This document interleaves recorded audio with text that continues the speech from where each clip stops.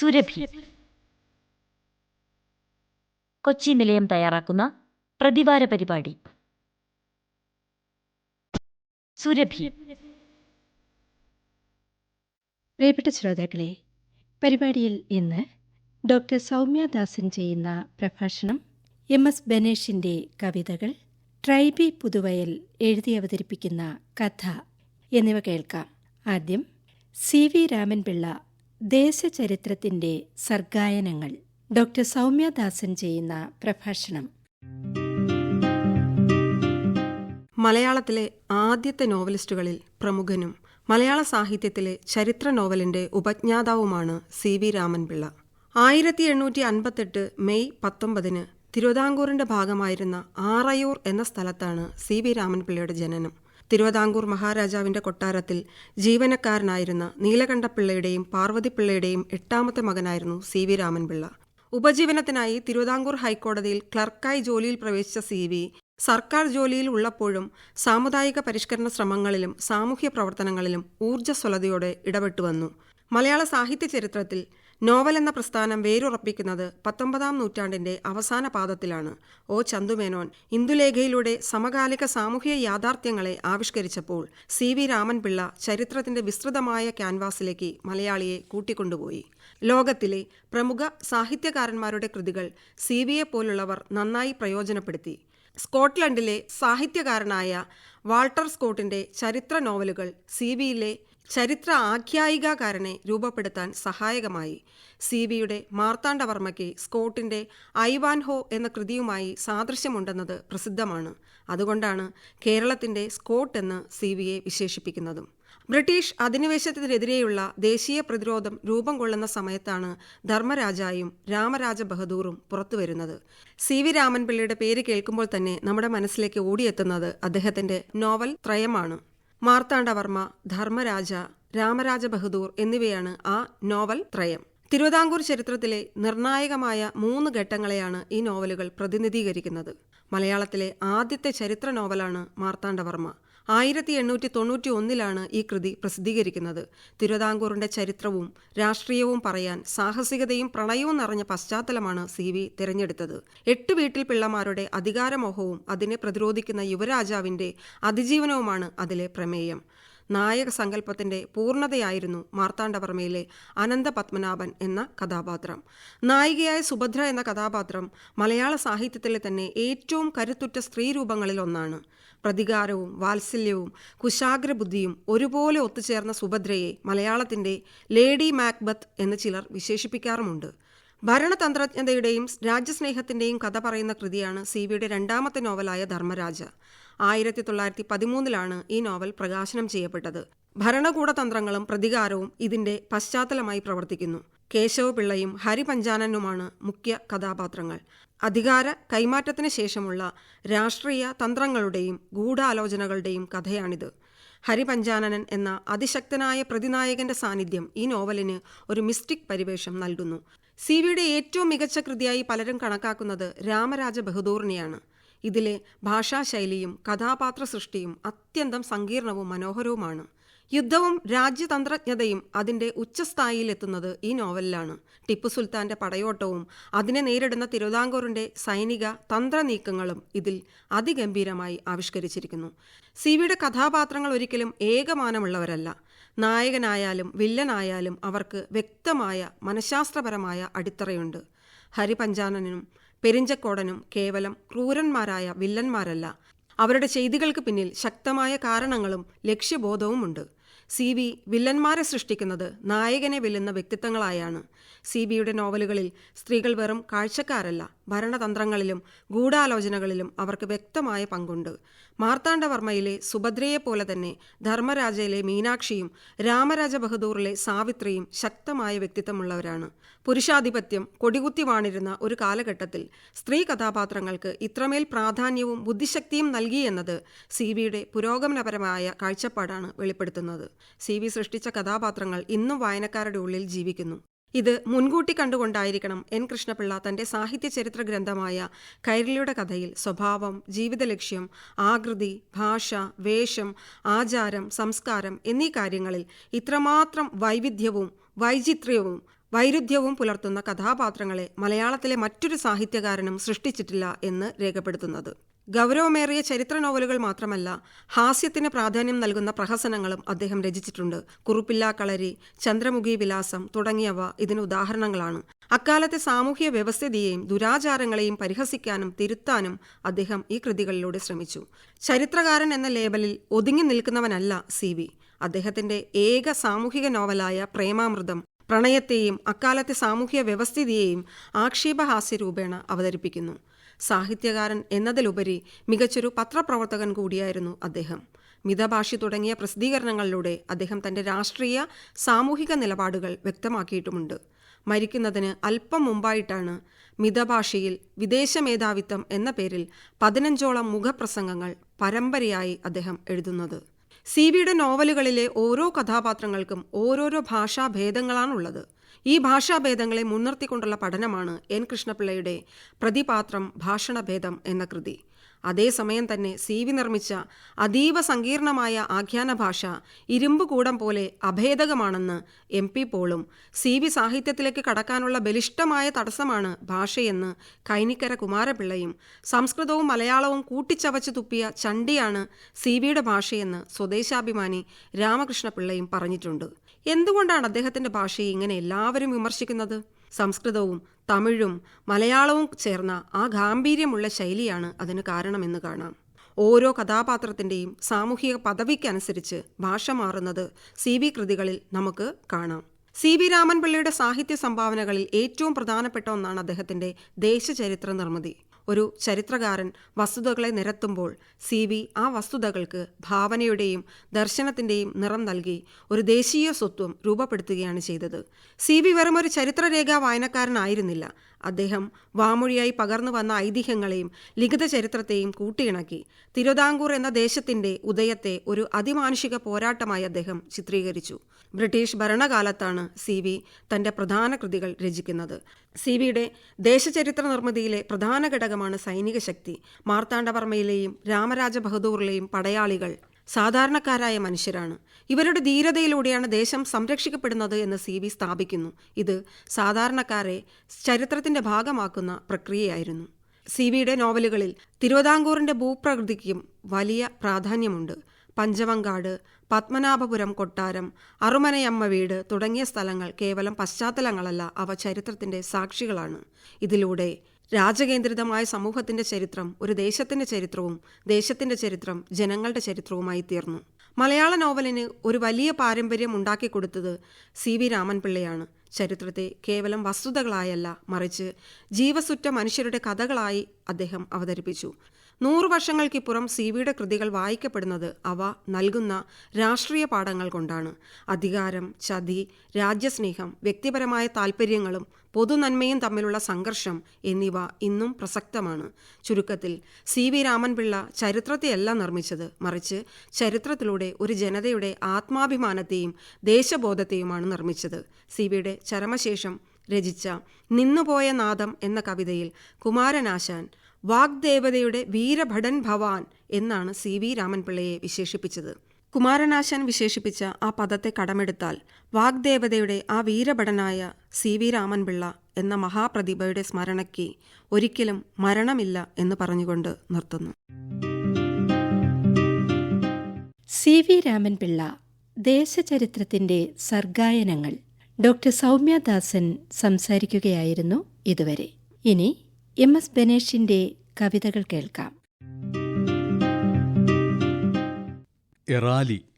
തെങ്ങോലകൾ നെയ്ത വീട്ടിലെ മഴകളെ, തുമ്പോലകൾ താണ്ടി വീഴും ജലങ്ങളെ, താഴെ വീടിൻ ചുമർച്ചാരത്തു പായും ഈ മഴപ്പെയ്ത്തിൻ ചെറുചാലലകളെ, നിങ്ങളെ നോക്കിയിരിക്കുന്ന നേരത്ത് അമ്മൂമ്മ വന്നെൻ്റെ കൈകൾ നീട്ടുന്നു, കൈകളിൽ മുത്തുമണികൾ തൂകുന്നു, മുത്തായിരങ്ങൾ എറാലിയിൽ പൂക്കുന്നു. എന്താണെറാലി? പെരുവെള്ളമെല്ലാം മേൽക്കൂര താണ്ടി കുതിച്ചിറങ്ങുമ്പോൾ തൽക്കാലമൊരു തോട് വീടോടു ചേർന്ന് തെക്കോട്ടു പായും അതാണോ എറാലി. ഈ മഴ പെയ്യാത്ത വേനലിൽ വീടിൻ്റെ ചുമരിണ ചേരുന്ന മണ്ണിൻ തിണർപ്പിൽ കുഴിയാന തീർത്ത കിടങ്ങുകൾക്കുള്ളിൽ കാത്തിരിക്കും കാലമാണോ എറാലി. ഇറയച്ചവിട്ടിയിൽ ചാഞ്ഞിരുന്നും കൊണ്ട് ഇളമ തുടിക്കും ചെറുകാൽകൾ ഞങ്ങൾ ഇറവെള്ളക്കായലിൽ ആഴ്ത്തി വിറക്കെ കാൽവിരൽ തിന്നും വളം കടിയാണോ. എന്താണെറാലിയെന്നോർമ്മയില്ലാതായി തെങ്ങോലകൾ നെയ്ത വീടോർമ്മ പോലെ ഓർമ്മയിൽ ബാക്കിയുണ്ടിപ്പോഴും ചോരുന്ന കുത്തും തണുപ്പിൻ കഠാര പോലൊന്ന്. കൽപ്പകവൃക്ഷം കരേറി മുറിച്ചിട്ട പച്ചോല കൊണ്ടന്നൊരുക്കിയെടുത്ത വീട്ടിൽ കിടക്കെ വിളിപ്പതായി കേട്ടു ചെറ്റകൾ ചെറ്റകൾ ചെറ്റകൾ ചെറ്റകൾ. ചെറ്റത്തരങ്ങളെ ചെറ്റപ്പുരകളിൽ തേരട്ട പോലെ ചുരുണ്ട ജന്മങ്ങളെ ചെറ്റയെന്നെന്നും വിളിക്കുന്ന കേട്ടിട്ട് കച്ചമുറുക്കിയുറഞ്ഞ ദൈന്യങ്ങളെ. ചെറ്റപ്പുരകളെ തെങ്ങുകൾ ജീവിതം ചേലിലൊരുക്കിയ ദുഷ്ടകാലങ്ങളെ ഞങ്ങളുടെ ചോരയിൽ വാർത്ത ലോകത്തിൻ്റെ നിഷ്ഠൂര സൗന്ദര്യ ഹർമ്മ്യലോകങ്ങളെ. ചെറ്റകളായ തെങ്ങോലകൾക്കുള്ളിലെ കേരകേദാര ഹരിതഭാഷാരസ കേളിയിൽ നിന്ന് ബഹിഷ്കൃതമായൊരൻ നാടിൻ്റെ യാദിമശക്തികൾ ചെറ്റകൾ. ഓലകൾ പൊയ്പോയ ഓടുകൾ പൊയ്പോയ കാലത്ത് ഞാനൻ ശിരസ്സുയർത്തുമ്പോഴും കേൾക്കുന്നു പിന്നെയും ആവർത്തിതങ്ങളായി ചെറ്റകൾ ചെറ്റകൾ ചെറ്റകൾ ചെറ്റകൾ.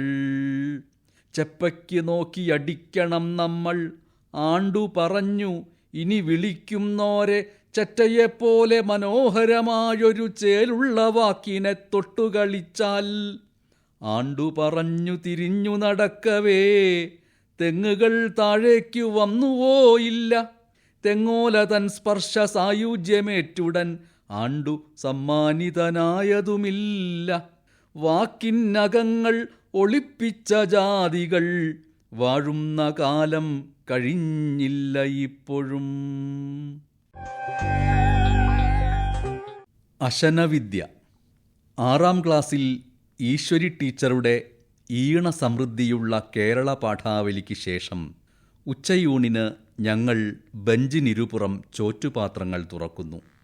അതുവരെ കാവടിയാടുകയായിരുന്ന കിണർവക്കത്തെ കടലാസു പൂമരങ്ങൾ തെല്ലിട മണം പിടിക്കുന്നു. ഞങ്ങളുടെ പാത്രങ്ങളിലെ റേഷൻ മണം കോവിലകത്തെ പുന്നെല്ലരി മണത്തെ അടപടലം വെല്ലുവിളിക്കുന്നു. സരിത, വാസന്തി, സാബു, സുബൈർ, ഞാൻ പലപാത്രത്തുറവിയുടെ ആനന്ദത്തിനൊരുങ്ങുന്നു. ദൂരെ ആണ്ടു മാത്രം പത്രാസിൽ മൈതാനത്തെ മട്ടിച്ചോടിനപ്പുറം മാറിയിരുന്ന് ഒറ്റയ്ക്ക് ചെലുത്തുന്നു. ഞാനും വാസന്തിയും പാത്രങ്ങളുടെ മൂടികൾ കൂട്ടിമുട്ടിച്ച് ഒരു പഞ്ചാരി ഒരുക്കുന്നു. പൂരക്കുടമാറ്റം പോലെ ഞങ്ങൾ ഉയർത്തിക്കാണിക്കുന്നു ചീരച്ചോപ്പ്, ചൂര രൗദ്രം, തക്കാളിച്ചോര, പപ്പട മഞ്ഞ, ചമ്മന്തി നീല, പുളിശ്ശേരി മഞ്ഞ. വില കുറഞ്ഞ വിഭവങ്ങളുടെ ഹോളിയിൽ ഞങ്ങൾ കൊതിക്കടൽ താണ്ടുന്നു. ആണ്ടു മറവിലിരുന്ന് ദിവസവും കോഴിക്കാൽ നുണയുന്നു. ഒളിവിലിരുന്ന് പോത്തിറച്ചി ചെലുത്തുന്നു. ചരിനോട്ടം നോക്കി നെയ്യലുവ കൊണ്ട് എരിപിരി മാറ്റുന്നു. പേർഷ്യൻ മിഠായികളാൽ അമ്മാനമാടുന്നു. കാറ്റ് ഞങ്ങളിലേക്ക് സുഗന്ധങ്ങൾ പ്രസരിപ്പിക്കുന്നു. ഇതങ്ങനെ വിട്ടാൽ പോരല്ലോ എന്ന് ഞങ്ങളുടെ പിൽക്കാല ജനാധിപത്യം ഒരു ദിവസം മുൻകൂർ പ്രവർത്തിക്കുന്നു. ഒളിഞ്ഞും പാത്തും ഞങ്ങൾ ആണ്ടുവിൻ്റെ മൃഷ്ടാന്ന പാത്രം ബലം പ്രയോഗിച്ച് പിടിച്ചെടുക്കുന്നു. കടന്നലുകൾ കുത്തിയ പോലെ ആണ്ടു ഓടിപ്പോകുന്നു. കിണറ്റിലേക്കെന്ന പോലെ ഞങ്ങൾ പാത്രത്തിൻ്റെ വക്കത്ത് നിന്ന് എത്തി നോക്കുന്നു. കോഴിക്കറി, മുട്ട പൊരിച്ചത്, ഇറച്ചിക്കറി, ചോറും കൂട്ടാനും, നെയ്പ്പായസം, സ്വർണ്ണച്ചോക്കലേറ്റ്. മുഷിഞ്ഞ കടലാസു തുണ്ടുകളിൽ വടിവൊത്ത അക്ഷരങ്ങളിൽ എഴുതി വച്ചിരിക്കുന്നു അഭിലാഷങ്ങളുടെ പേരുകൾ. കടലാസുകൾ തിന്ന് വിശപ്പടക്കിയവൻ്റെ വയറുവേദനയ്ക്ക് ധർമാശുപത്രിയിൽ നിന്ന് കൊടുത്ത മരുന്നുകുപ്പിയിൽ തുള്ളിപോലും ബാക്കിയുണ്ടായിരുന്നില്ല. നീ കെട്ടുപോയതിൻ്റെ പതിറ്റാണ്ടുകൾ നീളുന്ന വേദന ഈ കടലാസിൽ ഇന്നിങ്ങനെ അക്ഷരബലിയിട്ടിട്ടും എനിക്ക് നിവർത്തിക്കാനാവുന്നില്ലല്ലോ ആണ്ടവനെ. മനം വാരൽ. മണൽ വാരാൻ താഴുമ്പോൾ മനസ്സ് വാരുന്നവളെ ഓർക്കുന്നു സുബൈർ. 3.5 മിനിറ്റും ശ്വാസത്തിൽ അവളെ നിറച്ചു വയ്ക്കുന്നു. പുല്ലൂറ്റുപുഴയുടെ അടിത്തട്ടിൽ പരൽമീനുകൾ പുളഞ്ഞുവന്ന് ഓളെ ഓർമ്മിപ്പിച്ച് സുബൈറിൻ്റെ ചുണ്ടുകളെ പ്രാണായാമം പഠിപ്പിക്കുന്നു. എന്നിട്ടും കൈവിട്ടു പോകുമെന്നറിയുമ്പോൾ 5-ൽ ബഷീറിൻ്റെ പ്രേമലേഖനം തെറ്റി വായിച്ചതിന് കുമാരൻ മാഷിൻ്റെ ചൂരൽ ചൂട് കുറയ്ക്കാൻ ശ്വാസം പിടിച്ചു നിന്നത് തുണയാകുന്നു സുബൈറിന്. ഉപ്പ കക്കവാരിയ കായലുകളുടെ നിശ്വാസം ചങ്കിൽ പ്രാണൻ പകരുന്നു സുബൈറിന്. വാരുന്നു വാരുന്നു 10-ൽ ജയിച്ചിട്ടും മുങ്ങാങ്കുഴിയിടുന്ന എൻ്റെ മുഹമ്മദ് സുബൈർ. മാർത്തോമാ നഗറിലെ ഒറ്റമുറി വീട്ടിൽ വരാൽ വറുത്തരച്ച് കുടംപുളിയിട്ട ചെമ്മീനിൽ മുക്കി ഉമ്മയെ ചോറൂട്ടുമ്പോൾ കടലിനോളം വിസ്തൃതിയിൽ പഴനെഞ്ചിൽ നിന്ന് ആസ്മയുടെ കിളികൾ പറന്നു പോകുന്നു. രാത്രിയിൽ പതിവ് പോലെ അന്നും സുബൈർ വിറ്റ മണൽക്കൂനകൾ മത്സ്യകന്യകകൾ പുഴയിലേക്ക് തിരികെ നിക്ഷേപിക്കുന്നു. എൻ്റെ അല്ല, ഞങ്ങളുടെ സുബൈർ കുറ്റവിമുക്തനാകുന്നു. MS ബനേഷ് സ്വന്തം കവിതകൾ ചൊല്ലുകയായിരുന്നു ഇതുവരെ. ഇനി ഹരിതഗൃഹം ട്രൈബി പുതുവയൽ എഴുതി അവതരിപ്പിക്കുന്ന കഥ കേൾക്കാം. വർഷങ്ങൾ പഴക്കമുണ്ടെങ്കിലും വലിയ കുരിശിങ്കൽ വീടിന് ഇപ്പോഴും പ്രൗഢിക്ക് കുറവില്ല. 2 ഏക്കർ ഭൂമിയിൽ നിറയെ മരങ്ങൾക്ക് നടുവിലാണ് ആ വീട്. ഒരു ഹരിതപ്രഭ ആ വീടിനെ പൊതിഞ്ഞു പിടിച്ചിരിക്കുകയാണ്. ഇവിടെ അവസാനം ജീവിച്ചു മരിച്ച കുര്യൻ സാറും ഒരു പ്രകൃതി സ്നേഹിയായിരുന്നു. വീടും പറമ്പും കുര്യൻ സാർ എഴുതി വച്ചിരിക്കുന്നത് ഇളയ മകൾ അന്നക്കുട്ടിയുടെയും ഭർത്താവിൻ്റെയും പേരിലാണ്. കുര്യൻ സാറിന് 2 മക്കളാണ്. മൂത്ത മകൻ സിറിയക്ക് കുടുംബസമേതം ജർമ്മനിയിലാണ്. അമ്മ മേരി ടീച്ചറും അവർക്കൊപ്പമാണ്. നാട്ടിലേക്ക് വരുന്നതൊക്കെ കണക്കാണ്. അന്നക്കുട്ടിയും ഭർത്താവ് പോളും മകളും കുവൈറ്റിലും. വർഷത്തിലൊരിക്കൽ വന്നാലായി. അനാഥമായ ഈ വീടിൻ്റെ ഇപ്പോഴത്തെ കാവൽക്കാരൻ യോഹന്നാൻ ചേട്ടനാണ്. 2 മാസമായി യോഹന്നാൻ ചേട്ടൻ വല്ലാത്ത പരക്കമ്പാച്ചിലാണ്. ഈ ഡിസംബർ അവധിക്ക് അന്നക്കുട്ടിയും കുടുംബവും വരുന്നു. അതിൻ്റെ ഒരുക്കമാണ്. യോഹന്നാൻ ചേട്ടനെ സഹായിക്കാൻ അന്നക്കുട്ടിയുടെ ബാല്യകാല സഖി കരിമഷിയും മകൾ 8 വയസ്സുകാരി സുർമിയുമുണ്ട്. മുറ്റത്ത് നക്ഷത്രം കെട്ടാൻ ലാഡറിൻ്റെ തുഞ്ചത്ത് കയറി നിൽക്കുകയാണ് യോഹന്നാൻ ചേട്ടൻ. അപ്പോഴാണ് ഗേറ്റ് കടന്ന് ഒരു SUV കാർ അകത്തേക്ക് പാഞ്ഞു കയറി വന്നത്. ഒറ്റ നോട്ടത്തിൽ അത് അന്നക്കുട്ടിയും കുടുംബവുമാണെന്ന് യോഹന്നാൻ ചേട്ടന് മനസ്സിലായി. ലാഡറിൽ നിന്ന് യോഹന്നാൻ ചേട്ടൻ വേഗത്തിൽ താഴെ ഇറങ്ങി കാറിന് അടുത്തേക്ക് ഓടി. പോളിൻ്റെ സുഹൃത്ത് മനോജിൻ്റെ കാറാണ്. അന്നക്കുട്ടിയുടെ മകൾ 7 വയസ്സുകാരി എൽസയെ പുറത്തേക്കിറക്കി യോഹന്നാൻ ചേട്ടൻ പുണർന്നു. എൻ്റെ മാതാവേ, ഒരു തട്ടുകേടും കൂടാതെ ഇങ്ങ് എത്തിയല്ലോ. മുറ്റത്തേക്കിറങ്ങിയ അന്നക്കുട്ടിയെ കണ്ണു നിറച്ച് യോഹന്നാൻ ചേട്ടൻ നോക്കിക്കണ്ടു. ചാച്ചൻ്റെ നടുവേദനയ്ക്ക് കുറവുണ്ടോ? അന്നക്കുട്ടി യോഹന്നാൻ ചേട്ടനോട് സ്നേഹത്തോടെ തിരക്കി. വെള്ളരിക്കും വെള്ളാരങ്കല്ലും കിഴി, നടുവേദന പമ്പ കടന്നു. അത് പറഞ്ഞ് യോഹന്നാൻ ചേട്ടൻ ഉറക്കെ ചിരിച്ചു. മനോജിനോട് സാമ്പത്തിക കാര്യങ്ങൾ സംസാരിച്ച് പോൾ പുറത്തേക്കിറങ്ങി. കാർ പോർച്ചിൽ 2 പണിക്കാർ ഫർണിച്ചറുകൾ പോളിഷ് ചെയ്യുന്നുണ്ട്. എന്തിനാ ഇപ്പോൾ പോളിഷ്? ഈ അവധിക്ക് ഇതൊക്കെ വിറ്റ് കളഞ്ഞ് പോകാനുള്ളതല്ലേ? വിൽക്കേ? അറിയാതെ ഉള്ളിൽ നിന്ന് പുറത്തേക്ക് വന്ന ചോദ്യം യോഹന്നാൻ ചേട്ടന് തടയാനായില്ല. അയാൾ അന്നക്കുട്ടിയെ നോക്കി. നോട്ടത്തിൻ്റെ ദയനീയത തിരിച്ചറിഞ്ഞ് അവൾ തല താഴ്ത്തി. ഇതും കെട്ടിപ്പിടിച്ചോണ്ടിരുന്നിട്ട് എന്ത് കിട്ടാനാ? പോൾ അത് പറഞ്ഞപ്പോൾ അക്കരപ്പാടത്ത് നിന്ന് ഒരു ചൂളൻ എരണ്ടയുടെ ചിനക്കൽ ഒരു ഗദ്ഗതം പോലെ അവിടമാകെ മുഴങ്ങി. ഡിസംബറിലെ കാറ്റിൽ ഇലകൾ പാറി വീഴുന്ന അഷ്ടഗന്ധമരങ്ങളുടെ ചുവട്ടിലൂടെ വിശേഷങ്ങൾ പറഞ്ഞുകൊണ്ട് അന്നക്കുട്ടിയും കരിമഷിയും നടക്കുകയാണ്. അവരുടെ കുട്ടികൾ ചാമ്പക്കയും ലല്ലോലിക്കയും പറിച്ച് തൊടിയിലൂടെ ഓടി. റീയൂണിയന് കണ്ടപ്പോൾ സരസ്വതി ടീച്ചർ നിന്നെക്കുറിച്ച് ഒരുപാട് പറഞ്ഞു. എല്ലാവരും ചോദിച്ചു, നീ ഇപ്പോൾ ഒന്നും എഴുതാറില്ലേന്ന്. കരിമഷി തിരക്കി. ഇപ്പോൾ എഴുതാനല്ല, ഓർക്കാനാണ് എനിക്കിഷ്ടം. നിനക്ക് ഓർമ്മയില്ലേ, അന്നവിടെ ഒരു കൊന്നപ്പത്തൽ കൊണ്ടുള്ളൊരു വേലിയായിരുന്നു. തെക്കേപ്പാട്ടപ്പറമ്പിന്ന് ചിനച്ച മൂവാണ്ടൻ മാങ്ങ എറിഞ്ഞു വീഴ്ത്തി കൊണ്ടുപോകുമ്പോഴാണ് ഞാൻ ആദ്യമായി സുബൈറിനെ കാണുന്നത്. വേണമെന്ന് കണ്ണുകൾ കൊണ്ട് ചോദിച്ചു. വേണമെന്ന് ഞാനും. അന്നക്കുട്ടി അത് പറയുമ്പോൾ ചുറ്റിലും മൂവാണ്ടൻ മാങ്ങയുടെ ചുനമണം പരക്കുന്നത് കരിമഷി അറിഞ്ഞു. അന്നക്കുട്ടി ഓർമ്മകളുടെ ആഴങ്ങളിലേക്ക് ഊർന്നു പോവുകയാണ്. അവളുടെ ദാമ്പത്യം അത്ര സുഖകരമല്ല. പോൾ ഒരു പ്രത്യേക ടൈപ്പാണ്. സ്നേഹമോ പ്രണയമോ ജീവിതത്തിലോ രൂപത്തിലോ ഇല്ലാത്തൊരാൾ. നീ എന്തു ഭാവിച്ച അന്ന? കളയാറായില്ലേ നിന്റെ ഈ വട്ട്? കരിമഷി വളരെ ഗൗരവത്തോടെ ചോദിച്ചു. എനിക്കറിയാം കരിമഷി, ഞാൻ ഇന്നൊരു അമ്മയും ഭാര്യയും ഒക്കെയാണെന്ന്. എന്നാലും മരുഭൂമിയിൽ ആ മടുപ്പിക്കുന്ന ഏകാന്തത എന്നെ ഇതെല്ലാം വെറുതെ ഇങ്ങനെ ഓർമ്മിപ്പിക്കും. അവർ മുന്നോട്ട് നടന്നു. കരിമഷിയും പഴയത് പലതും ഓർക്കുകയാണ്. അന്നയ്ക്ക് ഒത്തിരി ഇഷ്ടമായിരുന്നു ആ പൊടിമീശക്കാരൻ സുബൈറിനെ. അവന് തിരിച്ചും. ലക്ഷം വീട് കോളനിയിലെ തട്ടുകാലി എന്ന് എല്ലാവരും കളിയാക്കി വിളിച്ചിരുന്ന ഖദീജയുടെ ബാപ്പയില്ലാത്ത മകനായിരുന്നു അവൻ. ഒരു ക്രിസ്മസ് കാല രാത്രിയിൽ ക്ലബ്ബിലെ കരോളിനൊപ്പം സാന്താക്ലോസിന്റെ വേഷത്തിൽ സുബൈർ വലിയ കുരിശിങ്കൽ വീട്ടിൽ വന്നു. കുര്യൻ സാറ് ക്ലബ്ബുകാർക്ക് കാപ്പി കൊടുക്കുന്ന തിരക്കിലാണ്.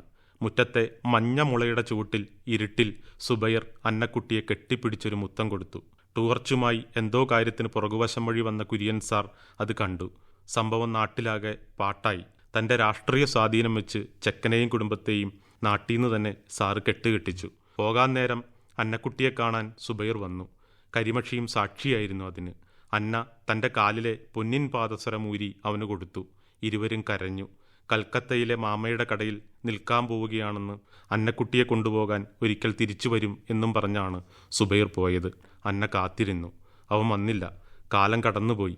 ഇതിനിടയിൽ സുഖമില്ലാതായ പപ്പയുടെ അവസാനത്തെ ആഗ്രഹം നിറവേറ്റാൻ പറഞ്ഞുറപ്പിച്ചൊരു വിവാഹത്തിന് അന്നയ്ക്ക് സമ്മതിക്കേണ്ടി വന്നു. വിവാഹം കഴിഞ്ഞു. മകളുണ്ടായി. വർഷങ്ങൾ കടന്നുപോയി. എന്നിട്ടും അവൾ അവനെ കാത്തിരിക്കുകയാണ്. എന്തിനെന്നറിയാതെ ഒരു കാത്തിരിപ്പ്. പോൾ ഗ്ലാസ്സിൽ മദ്യം പകർന്ന് സോഡ നിറച്ച് യോഹന്നാൻ ചേട്ടന് നീട്ടി. ഇതങ്ങ് പിടിപ്പിക്ക്. യോഹന്നാൻ ചേട്ടൻ മടിച്ചാണെങ്കിലും വാങ്ങി. ഒറ്റവലിക്ക് കുടിച്ചു. മദ്യം അകത്ത് ചെന്ന ബലത്തിൽ യോഹന്നാൻ ചേട്ടൻ പറഞ്ഞു, കഴിഞ്ഞ പ്രാവശ്യം വിറ്റ വസ്തുവിലെ മലയിടിച്ച് മണ്ണ് വിറ്റതിൽ നാട്ടുകാർക്ക് നല്ല എതിർപ്പുണ്ട്. അയൽവക്കത്തെ മുഴുവൻ കിണറ്റിലെയും വെള്ളം പറ്റി. ഈ ഭൂമി അത്തരക്കാർക്ക് കൊടുത്ത് കുത്തി മാന്തിക്കരുത്. മനോജിന് യോഹന്നാൻ ചേട്ടൻ്റെ സംസാരം രസിച്ചില്ല. എന്ത് വിവരക്കേടാ യോഹന്നാൻ ചേട്ടൻ പറയണത്? കാശ് മുടക്കുന്നവർ ഇഷ്ടമുള്ളതുപോലെ ചെയ്യും. കൂടിയിരുന്നവർ യോഹന്നാൻ ചേട്ടനെ രൂക്ഷമായി നോക്കി. മഴക്കാലത്ത് ഉരുളുപൊട്ടൽ, വേനൽക്കാലത്ത് കുടിവെള്ളക്ഷാമം, പാവപ്പെട്ട മനുഷ്യർ പൊറുതി മുട്ടുക. ആ ദണ്ണം കൊണ്ട് പറഞ്ഞതാ. യോഹന്നാൻ ചേട്ടൻ ഒരു തെറ്റുപറ്റിയവനെ പോലെ തല താഴ്ത്തി നിന്നു. പോകാൻ വേറൊരിടയില്ല. ശരിയാണ്, ഇവിടം അയാളുടെ പ്രാണനാണ്. ഈ മരങ്ങൾ, പറവകൾ, പക്ഷികൾ, മീനുകളെല്ലാം നഷ്ടപ്പെടുമെന്നറിഞ്ഞിട്ടും അയാൾക്ക് വേദന അന്നക്കുട്ടിയെ ഓർത്തിട്ടാണ്. അന്നക്കുട്ടി ബെഡ്ഷീറ്റ് കുടഞ്ഞു വിരിക്കുകയാണ്. ലാപ്പിലെന്തോ നോക്കിയിരിക്കുന്ന പോളിനോട് അന്ന ചോദിച്ചു, വീടും പുരയിടവും വിൽക്കാൻ എന്തിനാ അത്ര ധൃതി? തുടരെ സിഗരറ്റ് വലിച്ച് അന്നയെ ശ്രദ്ധിക്കാതെ പോൾ പറഞ്ഞു, ഒരു പെൺകുട്ടിയാണ് വളർന്നു വരുന്നത്. നല്ല മേഖലയിൽ ഇൻവെസ്റ്റ് ചെയ്താൽ അതിൻ്റെ ഗുണം കിട്ടും. വർഷത്തിലൊരിക്കലെങ്കിലും നാട്ടിൽ വരാൻ ഒരു പ്രതീക്ഷ ഈ വീടും പരിസര. അതുകൂടി ഇല്ലാതായാൽ അന്ന അയാളെ വിൽപ്പനയിൽ നിന്ന് പിന്തിരിപ്പിക്കാൻ ശ്രമിക്കുകയാണ്. ഈ പഴഞ്ചം വീടും കാട്ടുമുക്കും തെളിയണം. വികസനം വരണം മണ്ണിനും മനസ്സിനും. ഇച്ചായൻ ഒരിക്കലും ഞാൻ പറയുന്നത് മനസ്സിലാവില്ല. അന്നക്കുട്ടി നിരാശയോടെ കട്ടിലിൽ വന്നിരുന്നു. കാത്തിരിക്കാൻ നാട്ടിൽ പലരും ഉള്ളപ്പോൾ നിനക്കിതൊക്കെ ഒരു സുഖമുള്ള ഏർപ്പാടാ. പഴയ നഷ്ടസ്വപ്നങ്ങളൊക്കെ വിട്ടുകളയാൻ ഒരു മടി കാണും. എന്നിട്ട് അതിനൊരു കള്ളപ്പേര് നൊസ്റ്റാൾജിയ. അന്നക്കുട്ടി പോളിനെ രൂക്ഷമായി നോക്കി. പടിഞ്ഞാറേ വരാന്തയുടെ വീതിയുള്ള തിണ്ണയിൽ ചെത്തിപ്പൂക്കളിൽ പാറുന്ന ശലഭങ്ങളെ നോക്കിയിരിക്കുകയാണ് അന്ന. പുറകിൽ ഒരു കാൽപ്പെരുമാറ്റം. യോഹന്നാൻ ചേട്ടനാണ്. മരം വെട്ടുകാർക്കൊപ്പം മരങ്ങളുടെ എണ്ണമെടുക്കാൻ താഴെ പറമ്പിൽ പോയി വിയർത്തൊലിച്ച് തിരിച്ചു വന്നതാണ്. വീടും പറമ്പും വാങ്ങിയ ആള് തന്നെയാണ് മരങ്ങളും വാങ്ങിയിരിക്കണത്. എല്ലാത്തിനും നല്ല വിലയും ഇട്ടിട്ടുണ്ട്. ഞങ്ങൾ പോയ ശേഷം മാത്രമേ ഈ മരങ്ങളൊക്കെ മുറിക്കാവൂ എന്ന് ചാച്ചൻ അവരോട് പറയണം. അന്നക്കുട്ടി എന്താണ് ആഗ്രഹിക്കുന്നതെന്ന് യോഹന്നാൻ ചേട്ടന് മനസ്സിലായി. പുളിമരത്തിന് ചുവട്ടിൽ അളവ് ടേപ്പ് ചുറ്റിക്കൊണ്ടിരുന്ന പണിക്കാരനോട് യോഹന്നാൻ ചേട്ടൻ നയത്തിൽ ആവശ്യം അവതരിപ്പിച്ചു. എൻ്റെ പൊന്നിയേട്ടാ, ഇതൊക്കെ മുതലാളിയോട് നേരിട്ട് പറഞ്ഞു. ഇടയ്ക്ക് നമ്മളെ പിടിച്ചിടരുത്. യോഹന്നാൻ ചേട്ടൻ്റെ പുറകെ വന്ന അന്നക്കുട്ടി അത് കേട്ടു. ആരാ നിങ്ങളുടെ മുതലാളി? അല്പം നീരസത്തോടെ അന്ന തിരക്കി. എമ്മാൻഡം കൺസ്ട്രക്ഷൻ കമ്പനിയുടെ ഓണറാ. നേരിട്ട് സംസാരിച്ചോ? പണിക്കാരൻ ഫോൺ നമ്പർ അന്നക്കുട്ടിക്ക് പറഞ്ഞു കൊടുത്തു. ജാതിക്കായ്കൾ നിറഞ്ഞ മരത്തിന് താഴെ അന്നക്കുട്ടി പ്രതീക്ഷയോടെ ഫോൺ ഡയൽ ചെയ്തു. ഹലോ, എമ്മാൻഡം കൺസ്ട്രക്ഷൻ കമ്പനിയുടെ ഓണറല്ലേ? അതെ മാഡം. സൗമ്യമായ ഒരു ശബ്ദം. ഞാൻ അന്നക്കുട്ടി കുര്യൻ, മംഗലംകുന്നിൽ വലിയ കുരിശുങ്കൽ വീടിൻ്റെ ഓണറാ. മറുതലയ്ക്കൽ ചെറുചിരി ഉയർന്നു. മാഡം, ഒന്നും തോന്നരുത് കേട്ടോ. ഇപ്പോൾ ഈ വീടിൻ്റെ ഉടമ ഞാനാണ്. മുഴുവൻ തുകയും ഇന്നലെ തന്നെ കൈമാറി. ഇനിയിപ്പോൾ പേപ്പർ ഭാഗങ്ങൾ മാത്രമേ ബാക്കിയുള്ളൂ. അത് കേട്ടപ്പോൾ അന്നക്കുട്ടി വല്ലാതായി. എന്തു പറയണമെന്നറിയാതെ അല്പനേരം നിന്നു. സാരിത്തലപ്പ് കൊണ്ട് മുഖത്തെ വിയർപ്പ് തുടച്ച്. എല്ലാം ഞാൻ സമ്മതിക്കുന്നു. പക്ഷെ ഒരു കാര്യം അപേക്ഷിക്കാനാണ് ഞാൻ വിളിച്ചത്. ഈ മാസം 27-നോ 28-നോ ഞങ്ങളിവിടെ നിന്ന് പോകും. അതിനുശേഷം മാത്രമേ ഈ തൊടിയിലെ മരങ്ങൾ മുറിക്കാവൂ. പരിഹസിക്കുന്നത് പോലെ മറുതലക്കിൽ നിന്ന് വീണ്ടും ചിരി. കൂടുതൽ സെൻറ്റി അടിച്ച് ബുദ്ധിമുട്ടിക്കാതെ മാഡം ഫോൺ വെച്ചോളൂ. ഒട്ടും ദയ കാണിക്കാതെ അയാൾ ഫോൺ കട്ട് ചെയ്തു. അന്നക്കുട്ടിക്ക് അപമാനവും നിരാശയും തോന്നി. അവൾ തൊടിയിലേക്ക് സങ്കടത്തോടെ നോക്കി. പാലപ്പൂവിൻ്റെ മണം പരക്കുന്ന നിലാവുള്ള രാത്രിയിൽ ഇടവകപ്പള്ളിയിൽ നിന്ന് കരോൾ സംഘം വന്നു. അവർ തിരുപ്പിറവിയെക്കുറിച്ച് പാടി. കരോൾ സംഘം പിരിഞ്ഞു. അവർക്ക് കൊടുത്ത കാപ്പിപ്പാത്രങ്ങളുമായി യോഹന്നാൻ ചേട്ടൻ പുറകുവശത്തേക്ക് പോയി. അന്നക്കുട്ടി അകത്തേക്ക് കയറാൻ ഒരുങ്ങുമ്പോൾ ഒരാൾ ഗേറ്റ് കടന്ന് നടന്നു വരുന്നു. കൂടെ ഒരു പെൺകുട്ടിയും. പോളച്ചനില്ലേ? ഇരുട്ടിൽ നിന്ന് അയാൾ വിളിച്ചു ചോദിച്ചു. ഇല്ല, ഇച്ചായൻ്റെ മകളും അനിയൻ്റെ വീട് വരെ പോയി. ആരാ? അന്ന തിരക്കി. ഞാനാണ് ഈ വീടും പുരയിടവും വാങ്ങിയ എമ്മാൻഡം കൺസ്ട്രക്ഷൻ ഉടമ. അന്നക്കുട്ടിയുടെ മുഖത്ത് ദേഷ്യം ഇരച്ചെത്തി. ഓ, നാളെ തന്നെ ഈ വീട് ഇടിച്ചു നിരത്താൻ വന്നതാവും, മരങ്ങൾ വെട്ടിയെടുക്കാനും അല്ലേ? അന്ന ചോദിച്ചു. അയാൾ ചിരിച്ചു. ശോഭിക്കണ്ട, ഈ വീട് ഒരിക്കലും ഞാൻ ഇടിച്ചു നിരത്തില്ല. ഈ തൊടിയിലെ മരങ്ങൾ വെട്ടിയെടുക്കാനും പോകുന്നില്ല. അയാൾ ചുറ്റുമുള്ള പ്രകൃതിയെ നോക്കി ശ്വാസമെടുത്തു. എല്ലാ കാലത്തും ഇതെല്ലാം ഇവിടെ ഇങ്ങനെ തന്നെ കാണും, ഒരു സ്മാരകം പോലെ. അന്നക്കുട്ടിക്ക് എപ്പോൾ വേണമെങ്കിലും ഇവിടെ വരാം. ഇവയെല്ലാമായി ചങ്ങാത്തം കൂടാം, പഴയ ഓർമ്മകളിലേക്ക് മടങ്ങാം. ഇപ്പോൾ ആ ശബ്ദം അന്നക്കുട്ടി തിരിച്ചറിഞ്ഞു. അവൾ ശബ്ദമുയർത്തി വിളിച്ചു. സുബൈർ. അതെ, ആ പഴയ സുബൈർ തന്നെ. അന്നക്കുട്ടിയുടെ പൊന്നിൻ പാദസരം കൊണ്ട് നാടുവിട്ട എനിക്ക് നല്ലതേ വന്നുള്ളൂ. ജീവിതം പച്ച പിടിച്ചപ്പോൾ ഇതൊന്നും അനുഭവിക്കാൻ നിൽക്കാതെ ഉമ്മ പോയി. ഇത് മകളാ, ഖദീജ, ഉമ്മയുടെ പേരാ. അന്ന പെൺകുട്ടിയെ കൗതുകത്തോടെ നോക്കി. അയാൾ മകളെ ചേർത്ത് പിടിച്ചു. സുബൈർ സങ്കടത്തോടെ പറഞ്ഞു. അന്നക്കുട്ടിയെ തേടി ഞാൻ വന്നിരുന്നു. അപ്പോഴേക്കും ഒരുപാട് വൈകിപ്പോയിരുന്നു. അന്നക്കുട്ടി വിവാഹം കഴിഞ്ഞ് ഗൾഫിലേക്ക് പോകുന്ന അന്നാണ് ഞാൻ ഈ കവലയിൽ ബസ്സിറങ്ങിയത്. പഴയ കഥ പറഞ്ഞ് ബോറടിപ്പിക്കുന്നില്ല. നേരിലൊന്ന് കാണാൻ വലിയ ആഗ്രഹമായിരുന്നു. അതിന് കഴിഞ്ഞു. പടച്ചോൻ്റെ കരുണ. ഒരു കടമുണ്ട്, അതൊന്ന് വീട്ടണം. അയാൾ മകളെ നോക്കി. അവൾ കയ്യിലിരുന്ന ജ്വല്ലറി ബോക്സ് അന്നക്കുട്ടിക്ക് നേരെ നീട്ടി. അന്ന വാങ്ങാൻ മടിച്ചപ്പോൾ സുബൈർ പറഞ്ഞു. ആ പഴയ പൊന്നിൻ പാദസരത്തിന് പകരം ഞാൻ വാങ്ങി സൂക്ഷിച്ചതാ. ഇത് ആൻറ്റിക്കുള്ളതാ. കുട്ടി വീണ്ടും അന്നക്കുട്ടിക്ക് നേരെ ബോക്സ് നീട്ടി. കുട്ടിയെ തന്നിലേക്ക് ചേർത്ത് കെട്ടിപ്പിടിച്ച് അന്ന സങ്കടം സഹിക്കവയ്യാതെ കരഞ്ഞു. സുബൈറും വല്ലാത്തൊരവസ്ഥയിലായി. കരയരുത്, നല്ല പ്രണയങ്ങളൊന്നും ഒരിക്കലും പരിണയത്തിലെത്തിയിട്ടില്ല, നല്ലതേ വരൂ. സുബൈർ മകളെയും കൂട്ടി ഇരുട്ടിലേക്ക് തിരിഞ്ഞു നടന്നു. പുറത്ത് മരങ്ങൾ മുറിക്കുന്നതും മറിയുന്നതുമായ വലിയ ശബ്ദം കേട്ടാണ് അന്നക്കുട്ടി ഞെട്ടി ഉണർന്നത്. എല്ലാം ഒരു കിനാവായിരുന്നു. അവൾ തിരിച്ചറിഞ്ഞു. മകൾ ഓടി വന്ന് പറഞ്ഞു. മമ്മി, പുറത്ത് നമ്മുടെ മരങ്ങൾ ആരൊക്കെയോ ചേർന്ന് മുറിച്ചെടുക്കുന്നു. ഭയപ്പെട്ട കുട്ടിയെ അവൾ ചേർത്ത് പിടിച്ചു. പുറത്ത് യോഹന്നാൻ ചേട്ടനോട് പോളിൻ്റെ സംസാരം കേൾക്കാം. ഞങ്ങൾക്ക് പോകാനുള്ള ടിക്കറ്റ് കൺഫേം ആയിട്ടുണ്ട്. യോഹന്നാൻ ചേട്ടൻ എന്താ വേണ്ടതെന്ന് വെച്ചാൽ മാറ്റിയിട്ടേക്കണം. ഞാനൊന്നും തന്നില്ല എന്നുള്ളൊരു പരാതി നാളുണ്ടാകരുത്. യോഹന്നാൻ ചേട്ടൻ ഒന്ന് മൂളുക മാത്രം ചെയ്തു. വലിയ കുരിശിങ്കൽ വീട്ടിലെ ആ അവധിക്കാലവും കഴിഞ്ഞ് അന്നക്കുട്ടിയും കുടുംബവും മടങ്ങുകയാണ്. കൈത്തോടിനരികിലെ കൽക്കെട്ടിന് മുകളിൽ നിന്ന് കാർ മറയുന്നതുവരെ കരിമഷി നോക്കി നിന്നു. ഈ അവധിക്കാലത്തും കരിമഷിക്ക് ആ വാർത്ത അന്നക്കുട്ടിയോട് പറയാൻ കഴിഞ്ഞില്ല. ഇനി പറയാനും കഴിയില്ല. കരിമഷി വേഗത്തിലകത്തേക്ക് പോയി താൻ അന്നക്കുട്ടിയെ കാണിക്കാൻ സൂക്ഷിച്ചു വെച്ച പഴയ പത്രമെടുത്തു.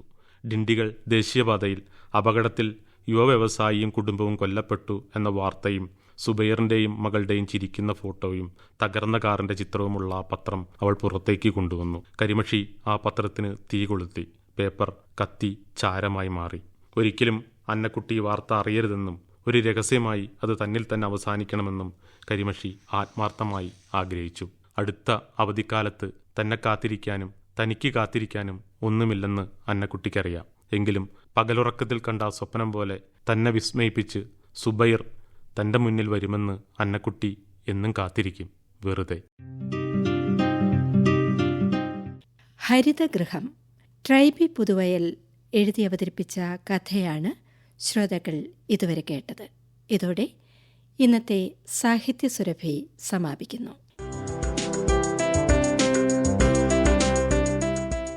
നിർവഹണം പ്രീതി ജോസഫ്. സഹകരണം സുനിത വിശ്വൻ. അവതരണം ആകാശവാണി കൊച്ചി നിലയം.